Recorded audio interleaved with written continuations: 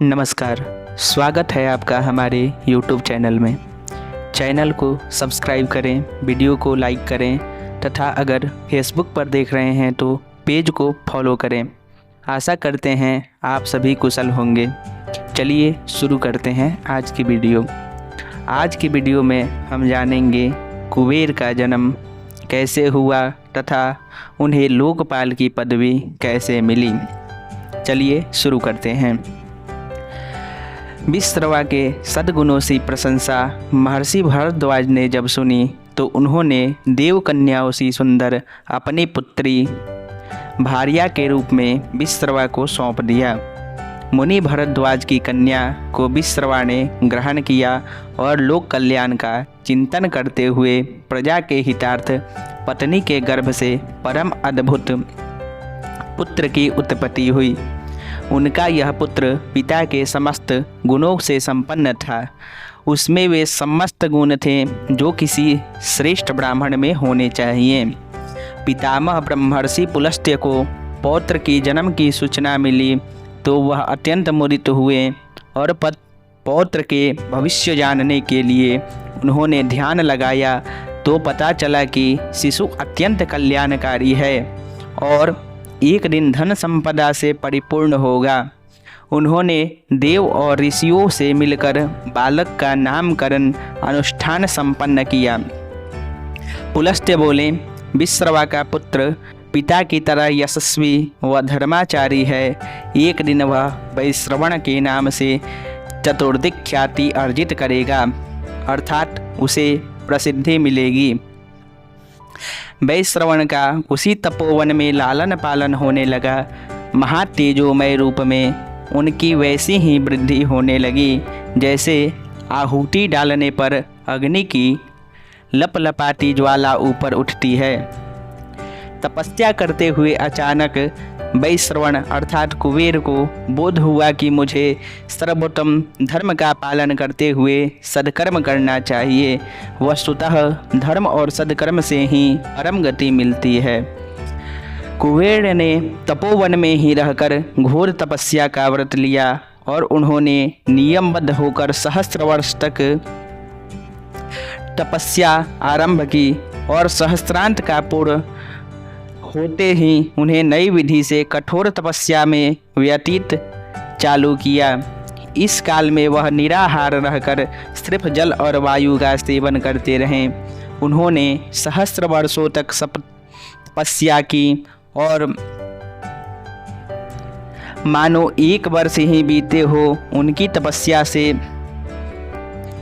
इंद्र, अन्य देवता व ब्रह्मा अत्यंत प्रसन्न हुए और एक दिन ब्रह्मा कुबेर के आश्रम में आकर बोले, हे सुवर्ती, मैं तुम्हारे व्रत से प्रसन्न हुआ।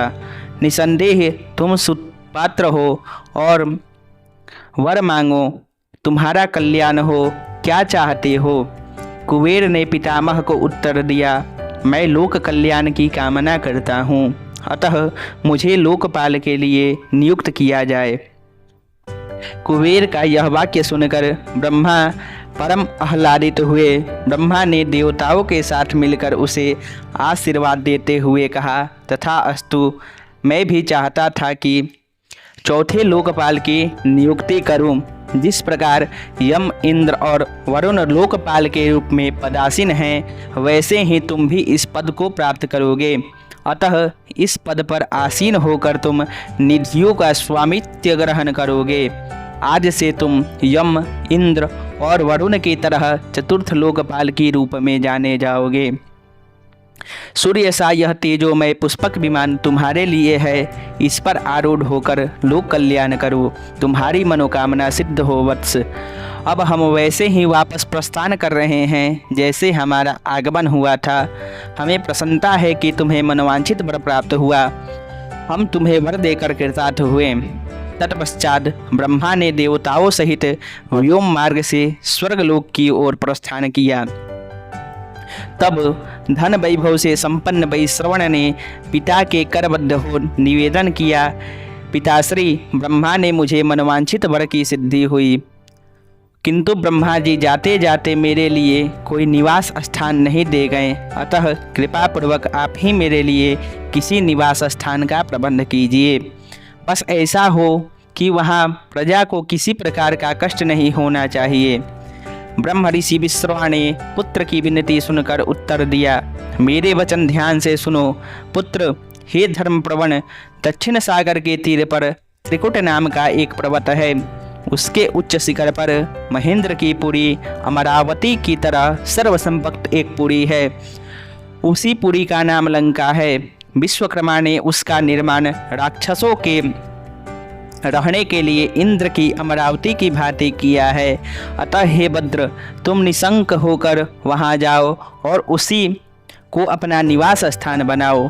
वह नगर स्वर्ण के परकोटे से घिरा हुआ है और यंत्रों व तंत्रों से चहुओर से पूर्णतया सुरक्षित है। उस रमणीक नगर के कपाट स्वर्ण और नीलम से निर्मित हैं।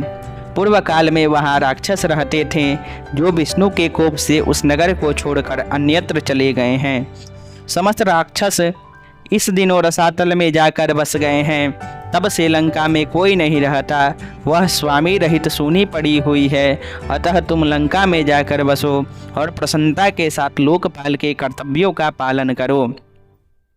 वहाँ तुम्हारे सामने न कोई समस्या आएगी और न ही किसी प्रकार की त्रुटि। पुत्र ने पिता के वचन सुने और त्रिकुट पर्वत के शिखर पर विश्वकर्मा द्वारा निर्मित लंका में निवास का निर्णय किया। वैश्रवण के वहाँ निवास प्रारंभ करते ही सहस्त्रों हृष्टपुष्ट और प्रमोदित राक्षसों की उपजाति आ गए और सारी नगरी उनसे भर गई। उन्होंने कुबेर की अधीनता स्वीकार कर ली। लंका के चारों ओर गहरी खाइयाँ थीं और ऐसी नगरी में विश्रवा का पुत्र कुबेर ने नैऋतों को अपना प्रजा मानकर वहीं सुखपूर्वक दिन व्यतीत करने लगे। धर्मचारी कुबेर अत्यंत विनीत स्वभाव के थे। उन्हें जब माता पिता की याद आती तो पुष्पक विमान में सवार होकर उनसे मिलने चले जाते थे। देवताओं और गंधर्वों से वे वंदनीय थे। उनके निवास स्थान पर नित्य अप्सराओं के भावभीने नृत्य हुआ करते थे। एक बार की बात है, सूर्य समान तेजस्वी कुबेर अपने पिता से मिलने गए।